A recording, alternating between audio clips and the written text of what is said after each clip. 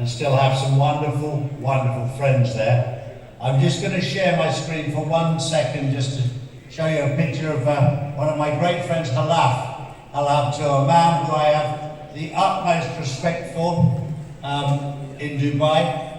His son, Rashid, who's also a very, very good friend of mine, and also Sheikh Mohammed's tiger. And then, of course, there's Charlie in his work clothes in Dubai. And Sultan Shah, I'm sorry. But enough of the fun and games. That's just a little bit of fun. These are the guys I know. They're very special to me. This has been a very interesting journey. I'm 61 years old. For most of my life, I've played outside the rules. I was brought back inside the rules by my wife 10 years ago. And I had 15 years in the Middle East, and I will say to every single person that's in the Middle East right now, I learned so much about family, respect, trust from these people. We had many, many good times and many, many laughs.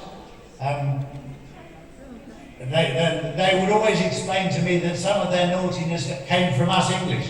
And I said, no, that was Lawrence of Arabia. He was Welsh.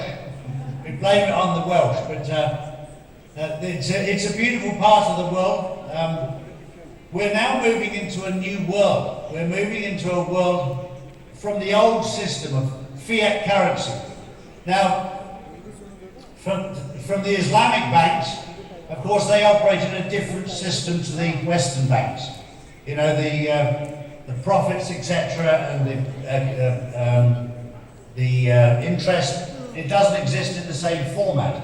So in a way, they were ahead of the game. In a way, they were ahead of the game, because interest is all corrupt. But the most important thing as we transition through this change from the old